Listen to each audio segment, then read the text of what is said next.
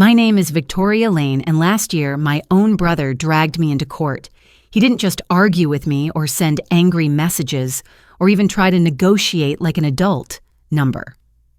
He went straight to the courthouse, filed the papers, and claimed that the family company I had spent half my life building was never really mine. He said it was his by birthright, that I was just keeping it warm for him until he was ready to take it.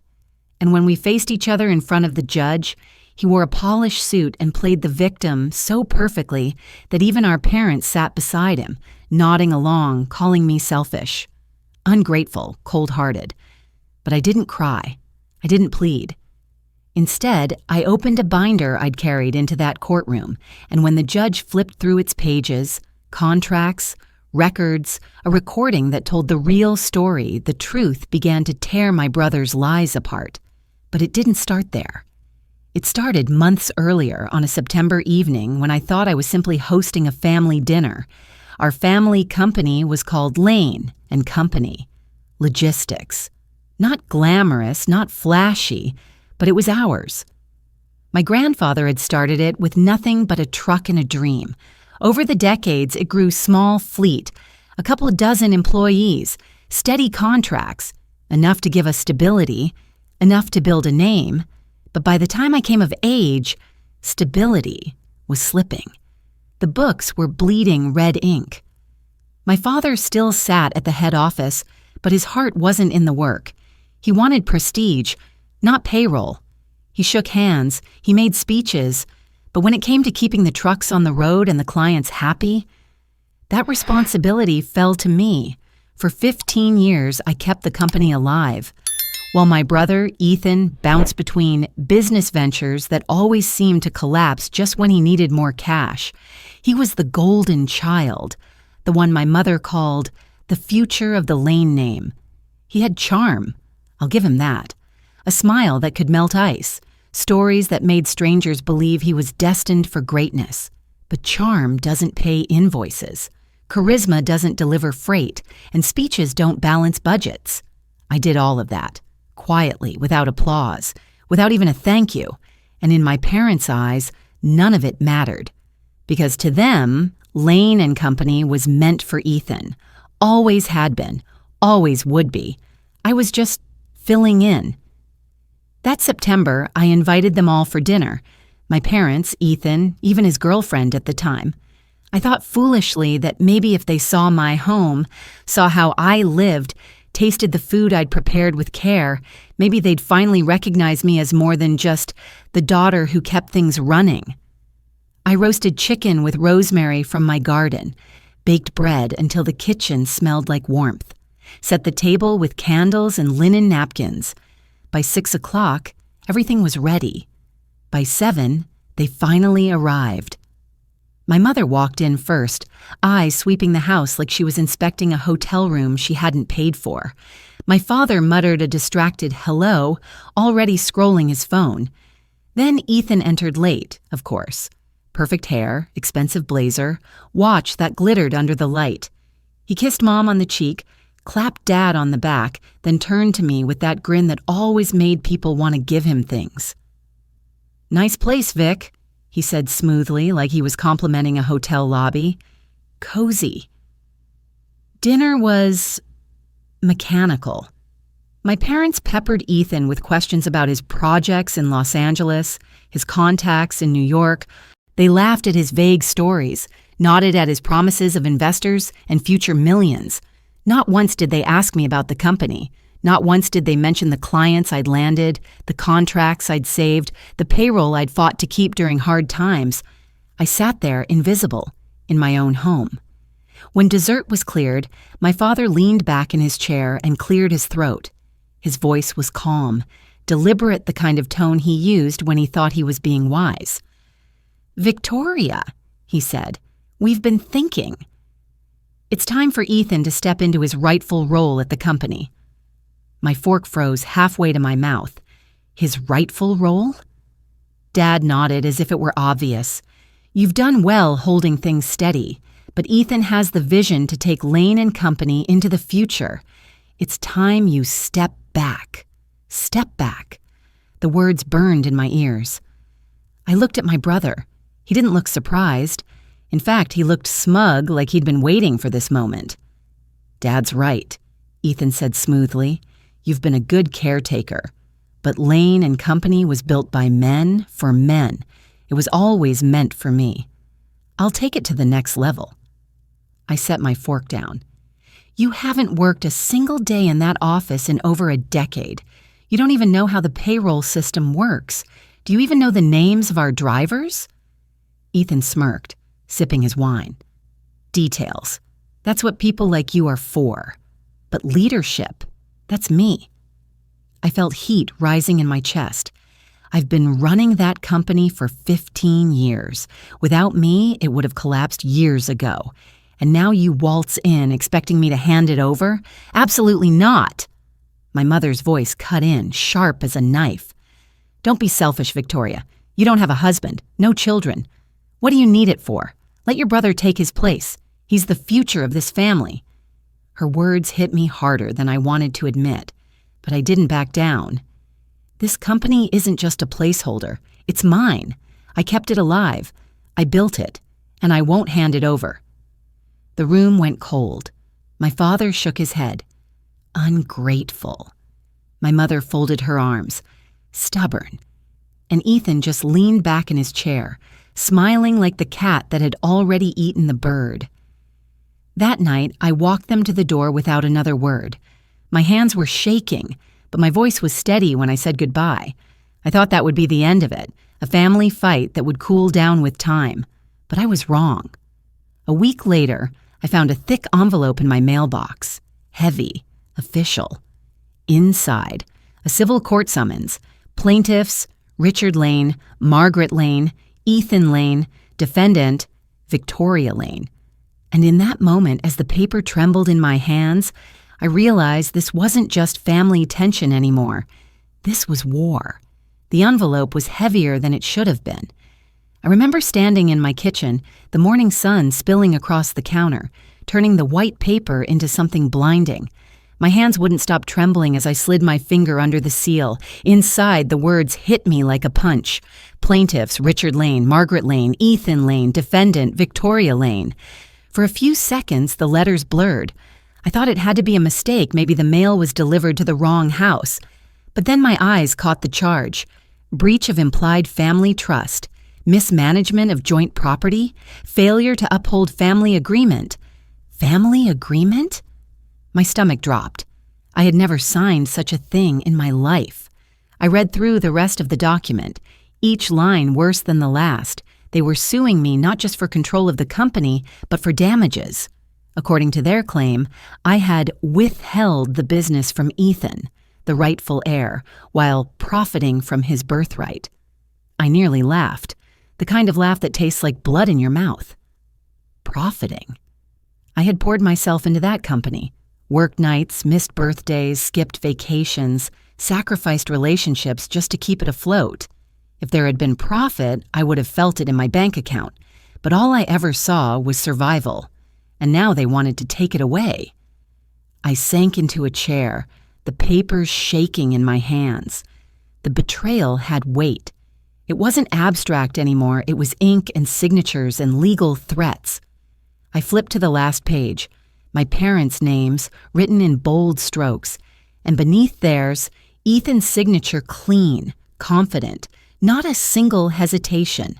My own family had signed their names to erase me. That night, I didn't call them. I didn't call anyone, not even my closest friends. My voice felt like it would shatter if I tried to explain.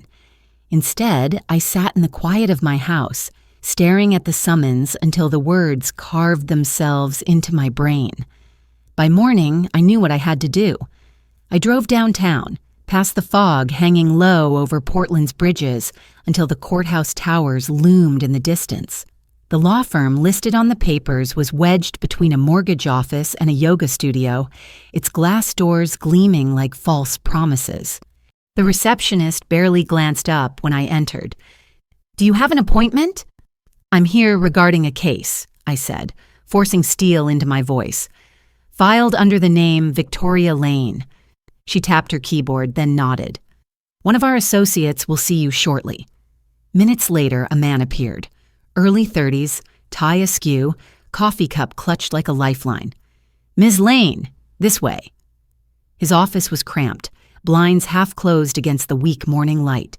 He skimmed the papers I laid on his desk, his expression barely flickering. "You'll want your own counsel," he said flatly, "but I can give you clarity. The petition was filed 2 weeks ago. Your brother's name is on it, yes, and he's already been speaking publicly about it." My chest tightened. "Publicly? Where?"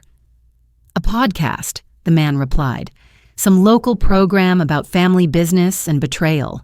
He painted a picture of himself as a son, cast aside by a selfish sister who stole the company he was promised. I felt heat rise in my throat. He's never worked a single day at Lane and Company. He wouldn't know a delivery schedule if it hit him in the face. The associate only shrugged. "The court doesn't care about feelings. They'll care about proof. If you want to fight this, gather every shred of evidence you can." Driving home, the city blurred past me. Bridges, stoplights, pedestrians, all reduced to smears of color. My grip on the steering wheel was so tight my knuckles turned white. At the house, I dropped the papers onto the kitchen table and started tearing through my files. Mortgage statements, tax returns, payroll receipts. Anything that tied me to the company, anything that showed Ethan's absence. But then something else caught my eye. A small pile of unopened mail by the front door. One envelope was addressed to Ethan, but at my home address. Confused, I tore it open. Inside was a bank statement. His bank. And listed under primary residence? My address. My pulse quickened. What was this? I grabbed my keys and drove straight to the bank branch where I'd managed Lane and Company's accounts for years. The teller looked confused when I demanded answers. She checked her computer, then said casually, "According to our records, Ethan Lane lives at your address. We received a notarized lease agreement last month." My breath caught. "A lease agreement? Signed by who?" She hesitated. "Margaret Lane, your mother, correct?" My voice turned to ice. "Yes, but she doesn't own my property." "I do." The teller shifted uncomfortably. It happens in family disputes. People file documents, sometimes even notarized, to establish residency. Residency. My head spun. Ethan was creating a paper trail, trying to prove he lived at my home, that he was somehow entitled to what I had. This wasn't just a lawsuit, it was a strategy. That night, I called the only person I trusted, Claire Donovan. We'd been friends since college, and she was now a paralegal at a downtown firm. Her voice sharpened as soon as I explained. "This isn't just about the company, Vic. He's building a case.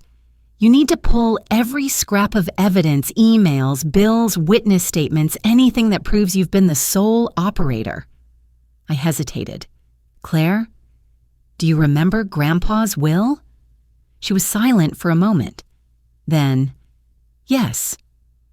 5 years earlier, when our grandfather passed, Ethan had inherited nearly everything. I'd been told there was nothing left for me due to some clerical error. At the time, I believed it. I didn't want to fight my family. But now I wasn't so sure. Claire's voice was quiet. "You think the error wasn't an error?" "I think it was deliberate." "Then we'll find out." Within hours, she had scanned probate records from the courthouse archives and sent them to me. I opened the files at midnight, my hands shaking. There it was, my name in the original draft of the will, listed right beside Ethan's, entitled to an equal share. But in the final draft, my name had vanished, cleanly erased, not crossed out, not corrected, just gone. And in the corner of the page, a digital notary seal from a paralegal at the same firm Ethan now used. My stomach twisted. It wasn't just this lawsuit. It was years of deception, years of my family rewriting history to give Ethan everything and leave me with nothing. I leaned back in my chair, staring at the ceiling as the weight of it all crashed down. This wasn't just about Lane and Company. It wasn't about one company, one dinner, one lawsuit. This was a pattern a trail of betrayal stretching back years. And I finally understood something. If I wanted to survive this, if I wanted to keep what was mine, I couldn't just defend myself. I had to expose them. Every lie, every forged document, every piece of the truth they thought I would never find. For the first time since that envelope arrived, I felt something steadying inside me. Resolve. They thought I'd crumble. They thought I'd fold like I always had before, keeping quiet to keep the peace. Not this time. This time, I would fight and I would win. Perfect. Let's carry on. Sleep became impossible after that night. Every time I closed my eyes, I saw signatures. My parents', Ethan's, the neat strokes lined up beneath the word plaintiff. It wasn't grief anymore. It wasn't even anger. It was weight, a heavy stone pressing on my chest, making it hard to breathe. But I understood something. Feelings wouldn't save me. Hurt doesn't win in court. Proof does. So I made myself a promise. I wasn't going to survive this by hoping the truth would magically shine through. I was going to drag it into the light myself, piece by piece. The next morning, I cleared my kitchen table and pulled out the old lockbox I kept under my bed. Inside were years of records, manila folders stuffed with every major document I had collected since I took over Lane and Company. Tax returns, insurance policies, contracts, payroll stubs. I started with the deed to my home, my name printed clearly with the county clerk's stamp. Then the company's ownership filings, naming me as managing director. The purchase agreements I had signed, the cashier's check copies, the lease contracts I had negotiated with clients. By mid-afternoon, the table was buried in paper. To anyone else, it might have looked like clutter, but to me, it was a map, a story, a life built on work. Still, I knew it wouldn't be enough. I needed people, too. So I started knocking on doors. First, I went to see Martha Jones, our next-door neighbor. She's in her 70s, widowed, sharp as a tack. When I explained what was happening, she didn't even hesitate. "Ethan, live here? Don't make me laugh," she said, scribbling her name onto the statement I'd brought. "The only time I see that boy is when he parks his car too close to my hydrangeas. You're the one hauling trash cans, fixing fences, mowing the lawn. Him? He wouldn't know which key fits your front door." Her words steadied me, one witness down. Next, I went to the post office. The clerk pulled up records and confirmed what I already suspected. Ethan had never been linked to my address until just last month. A sudden change. Suspiciously convenient. At the utility office, the manager printed records showing that every account, water, power, internet, had always been in my name alone. Not once had Ethan's name appeared. Then I stopped by the freight yard where our trucks were housed. The manager there barked a laugh when I asked if Ethan had ever shown up. "Honey, if that boy came within 10 feet of a diesel engine, I'd faint. You're the one who's been here at 6 in the morning, checking tires and signing bills. Not him." Every signature I collected, every printed record I tucked into my binder, felt like armor. Thin sheets of paper, but together, they made a shield. That night, just as I was filing receipts into neat piles, my phone rang. The number was unfamiliar. "Miss Lane?" a woman's voice asked cautiously. "You don't know me, but I used to work at Holloway and Pierce, your brother's law firm." I froze. "Go on." Her voice lowered, steady but nervous. "I was there the day your grandfather's will was altered. Your mother came in to meet with the senior partner. After that meeting, your name disappeared from the draft. It wasn't a clerical error. It was intentional." My throat tightened. "Do you have proof?" "I do," she said. "I made a copy before I was let go. If you want it, meet me tomorrow. Mill Street Cafe, 10 o'clock. I barely slept. At 9:50 a.m., I walked into the cafe, the smell of fresh bread and coffee almost overwhelming. She was already there, mid-40s, hair pulled tight, a manila envelope on the table between her hands. "This," she said, sliding it toward me, "is the original draft. Your name is right there, equal inheritance with your brother." Then suddenly gone. Same date stamp, same notary, different content. I opened the folder. My eyes burned as I scanned the pages. She was right. "If I'm called," she added, "I'll testify. I remember everything." I gripped her hand, thanking her so many times. She finally laughed softly. "Just win. That's all the thanks I need." By the end of the week, my kitchen table looked like a battlefield. Ownership deeds, contracts, payroll records, proof I ran the company. Utility and postal records proof Ethan never lived at my address. Witness statements, neighbors, employees, clerks who'd seen the truth with their own eyes. The original will draft proof of inheritance fraud. The bank's false address notice proof of deliberate falsification. Claire came over one evening, her suit jacket tossed across my chair, her eyes sharp as she scanned the stacks. "This is good," she said, tapping the binder. "Very good, but we're missing one thing."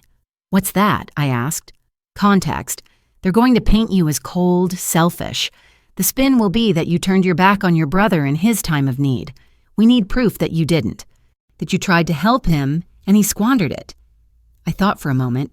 Then I went to the back of the lockbox, where I kept old financial stubs.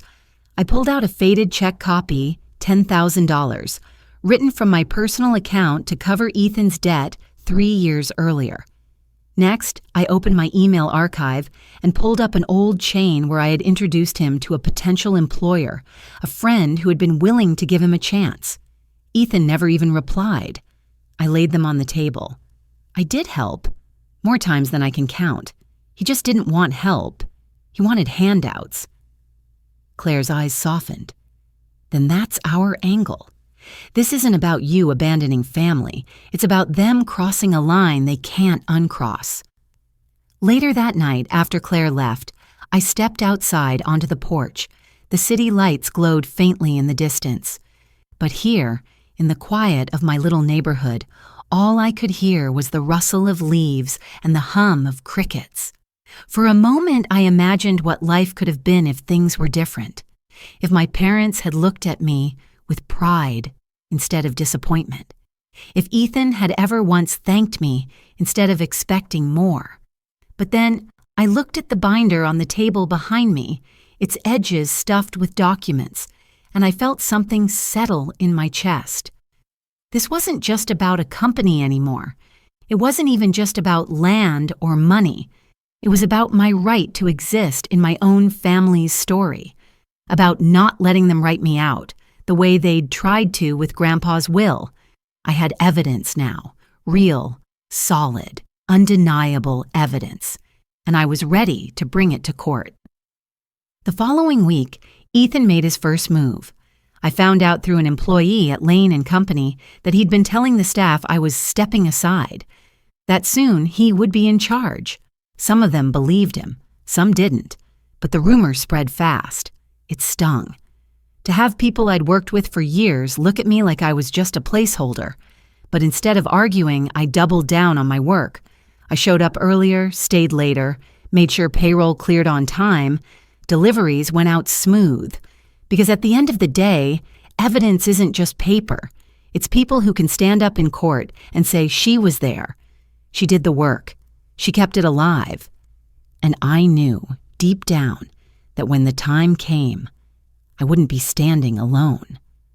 Still, as I lay awake at night, binder clutched to my chest like a shield. I couldn't escape the truth. This was going to get uglier before it got better. My family wasn't just fighting for a company. They were fighting to erase me entirely, and I was going to make damn sure they failed. The courthouse smelled of polished wood and old paper, a mixture of history and judgment that made my chest feel tight the moment I stepped inside. I arrived early, binder clutched in my hands like a lifeline. Claire walked beside me, calm in her navy suit, every step measured, every glance reassuring. She had told me to wear something simple, so I chose a plain cream blouse and black slacks. "Don't let them distract from your words," she'd said. But as we climbed the marble staircase toward courtroom 4B, my stomach twisted. Because I knew who would be waiting at the top. And there they were, Ethan in a tailored gray suit, his hair slicked back, his leather briefcase gleaming under the fluorescent lights. My mother, pearl earrings catching the light. My father, jaw set, his eyes forward. Not one of them looked at me. The bailiff's voice echoed down the hall. "Case of Lane versus Lane. All parties, please enter." I drew a breath and stepped inside. The judge was a tall man with silver hair, his expression calm and unreadable. He looked down at the docket. "Lane family," he said evenly. "Plaintiffs are Richard and Margaret Lane, with co-plaintiff Ethan Lane. Defendant, Victoria Lane. Plaintiffs seek control of Lane and Company. Logistics, alleging breach of implied family agreement. Defendant contests on grounds of sole ownership and fraud."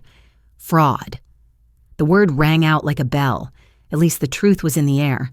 Ethan's lawyer, a smooth man named Talbot, stood first. His voice was like silk. "Your Honor, this is a simple matter. My clients merely wish to resolve a long-standing family misunderstanding. Mr. Ethan Lane was promised from childhood that he would one day take over Lane and Company. His sister has since reneged on this understanding, denying him not only his inheritance, but his dignity. We ask that the court honor the original family promise." Promise. That word again. My stomach burned. Then Ethan took the stand. He looked directly at the judge, his voice low, sorrowful, rehearsed. "My sister and I were always close," he began, letting the silence linger for effect. "When I lost my job last year, she told me I could come back, that she'd keep the company safe for me until I was ready. But when I returned, she slammed the door in my face. I slept in my car that night. This isn't about money, it's about family, about betrayal." He paused, glanced at our parents, then at the judge again. "I only want what was always meant to be mine." His words floated in the air like smoke, pretty, convincing, and completely hollow. Claire leaned close, whispering, "Don't react." Not yet. So I stayed still, silent. But inside, my blood boiled. When my turn came, Claire guided me to the stand. Her questions were simple, deliberate. "Ms. Lane, who is listed on the company's ownership documents?" "My name," I said firmly. She handed the judge the deeds. He scanned them. "And who has paid the mortgage and taxes for the last 15 years?" "I have." She presented the receipts. "Who are the utilities registered under?" "My name only." The statement slid across the table. One by one, we laid it out, the deed, the mortgage records, the contracts, the payroll. Every document bore my name, not Ethan's. Then came the witnesses. Martha testified first. "I've lived next to Victoria for years. I've never seen Ethan stay at her home, let alone live there. The man wouldn't know a lavender bush from a weed." The court chuckled. Even the judge cracked a faint smile. The post office clerk followed. "Mr. Ethan Lane's address was changed to Ms. Lane's residence only last month. Before that, there was no connection." The utility manager added his part. "Every account has been in Ms. Lane's name alone since day one." Piece by piece, the shield grew stronger, but then Claire brought out the heavier weapons. "Your Honor," she said, sliding 2 stapled packets across the bench. "These are 2 versions of the late Samuel Lane's will. One includes my client as an equal beneficiary. The second, executed the very same day, removes her entirely and replaces her brother Ethan. We contend this was fraud." Talbot leapt to his feet. "Objection! Irrelevant!" The judge's eyes narrowed. "Overruled. Continue." We called the ex-paralegal to the stand. She sat tall, her voice steady as she described the day my mother walked into her law office. "I saw the draft myself. Victoria's name was in it. After the meeting, it was gone. Not a clerical error, a replacement." Ethan shifted uncomfortably. My mother's lips pressed into a thin line. My father looked at the floor. Then came the final blow. Claire placed a small recorder on the evidence table. "Your Honor, This is an audio recording made outside this courtroom earlier today." The judge listened through headphones. His face gave nothing away until he looked up, his gaze sharp as steel. It was Ethan's voice, clear, cold. "I don't care about the company, I just don't want her to have it." The courtroom fell silent. The judge turned to him. "Mr. Lane, do you dispute that this is your voice?" Ethan's throat bobbed. "No, Your Honor, but—" The judge raised a hand. No explanation needed. And just like that, the air shifted. By the time both sides rested, the courtroom felt heavy, as if every secret, every lie, hung in the air like smoke. The judge folded his hands. "I will review the evidence and deliver a written decision within 30 days. The gavel struck once. Court adjourned. The sound echoed like thunder.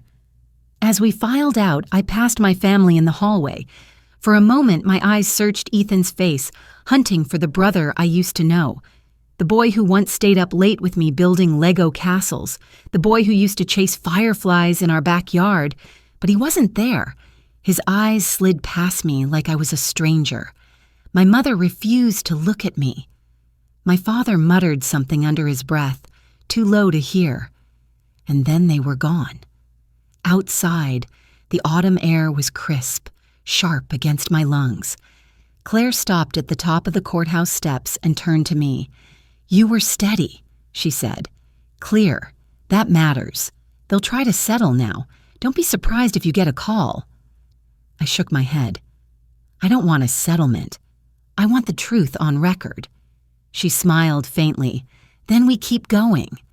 I nodded, clutching the binder tighter against my chest. Because I knew now this wasn't just about winning a case. It was about making sure my story was heard. For once, I wasn't going to be erased. Not from the company, not from my family's history, not from myself. And when that judgment came, I wanted the world to know. I fought back, and I didn't lose. The letter arrived on a Thursday morning. Rain streaked down the kitchen window as I held the thin envelope in my hands, staring at it like it might explode.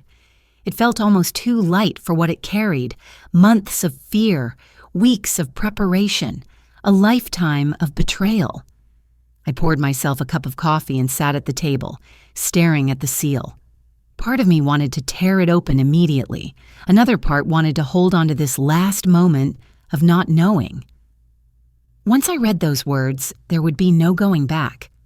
Finally, with hands that wouldn't stop trembling, I slid a knife under the flap and pulled out the papers.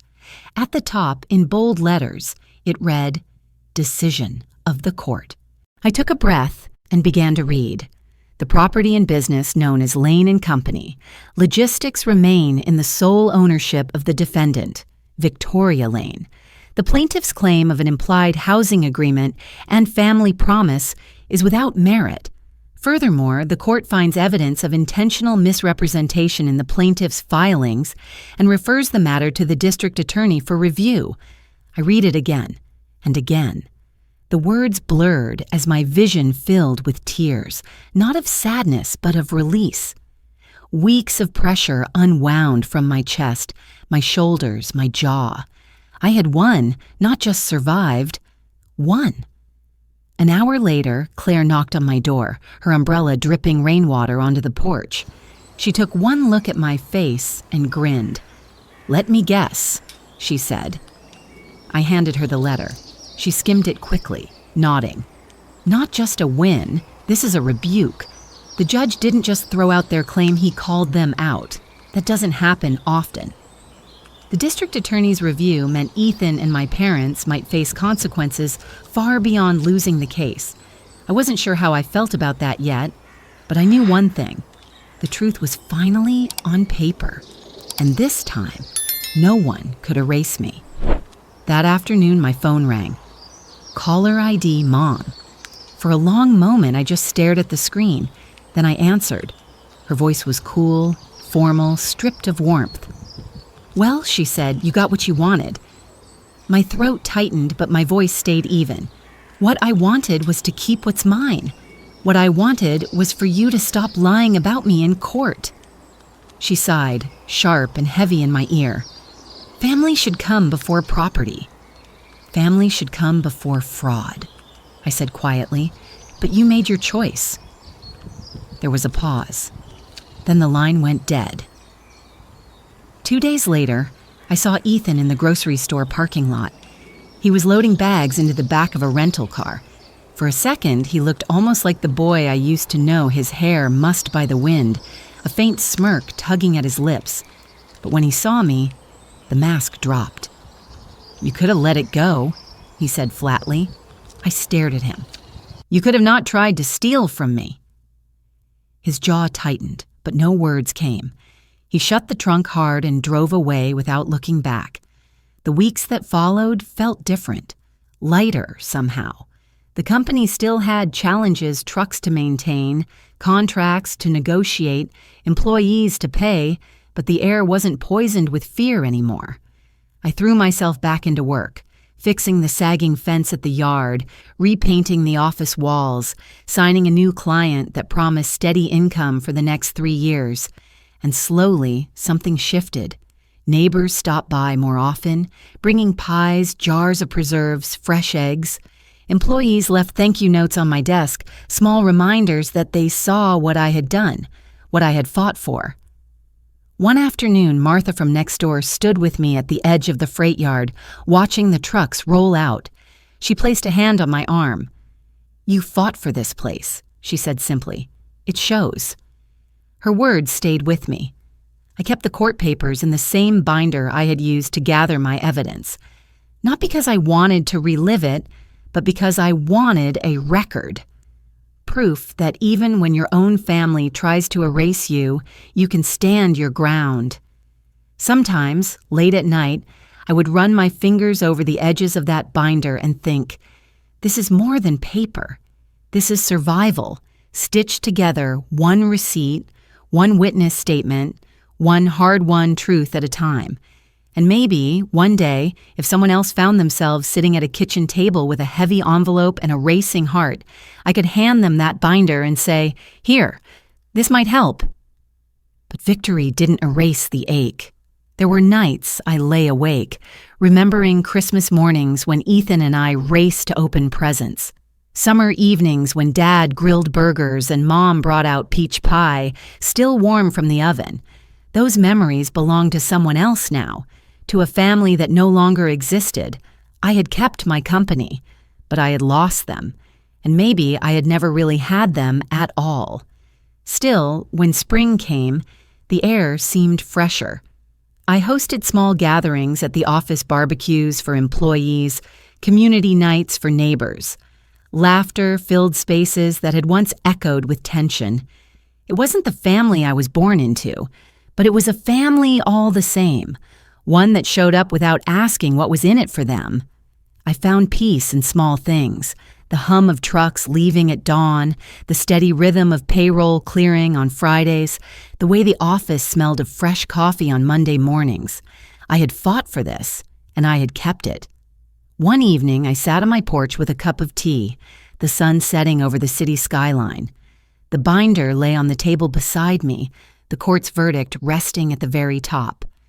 For the first time in months, I wasn't thinking about evidence or depositions or judges' faces. I was just home.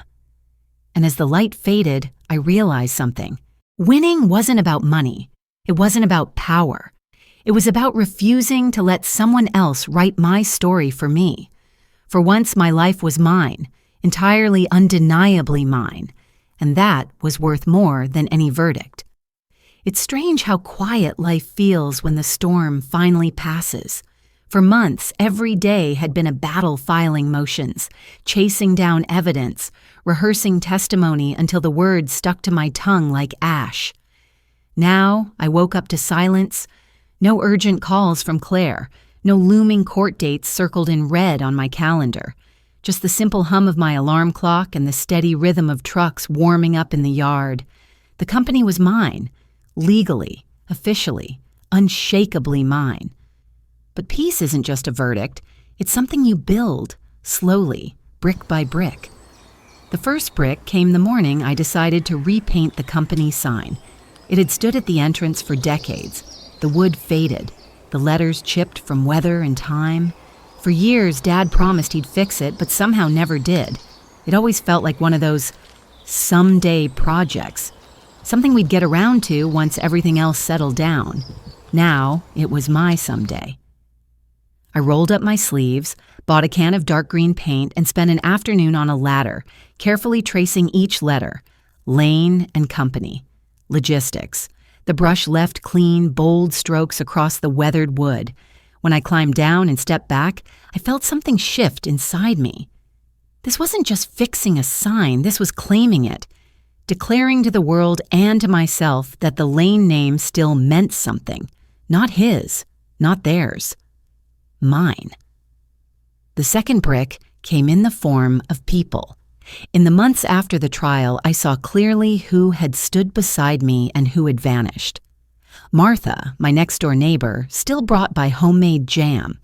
Henry, one of our oldest drivers, showed up early every morning, his thermos of coffee steaming in the cold.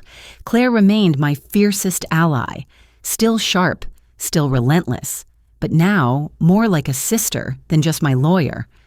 But others, not so much. Some family friends avoided me altogether, as though siding with me was contagious. My parents stopped calling entirely. Ethan disappeared to another city, leaving only rumors of a new job, a new apartment, a new life. At first, the silence cut deep. I had wanted reconciliation, some miracle where truth could stitch up what lies had torn apart.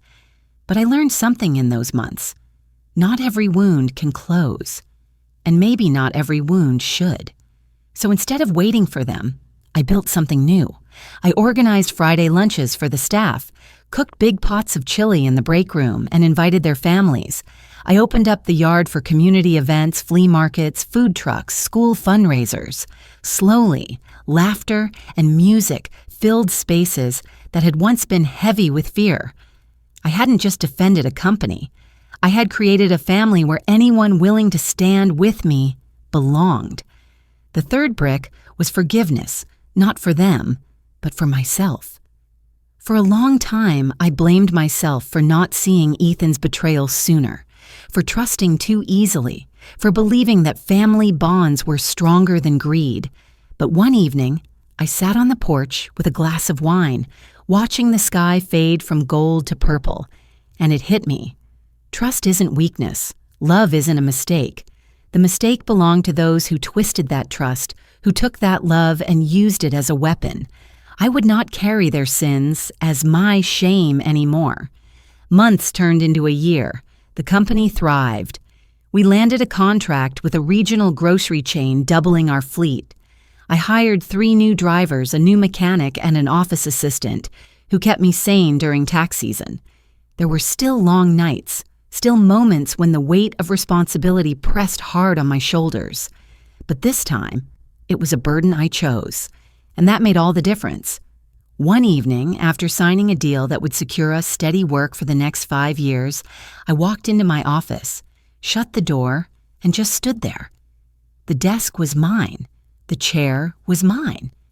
The name on every piece of paper, every truck, every contract mine. And for the first time, I didn't feel like I was defending it. I felt like I was building it. Then came the letter. Not from the court this time. From my father. It was short.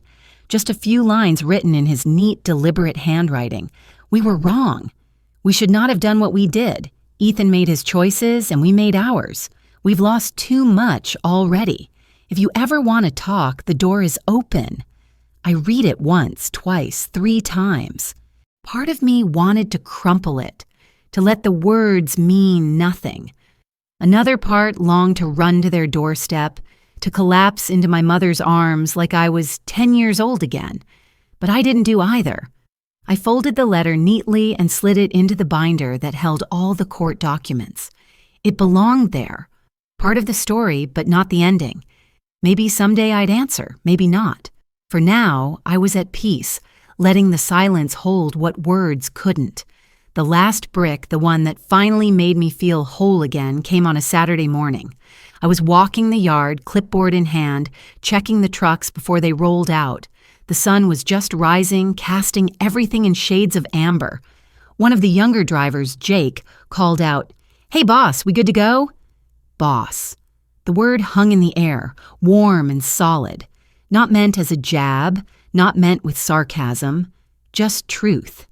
"Yes," I said, smiling, "we're good to go." And in that moment, I realized the storm had truly passed. Looking back now, I see the lawsuit not as the end of something, but as the crucible that forged me. I walked into that courtroom terrified, uncertain, desperate. I walked out stronger, sharper, unafraid. Ethan thought he could erase me. My parents thought they could bend me. The world thought I would break. But here I am, Victoria Lane, owner, boss, survivor.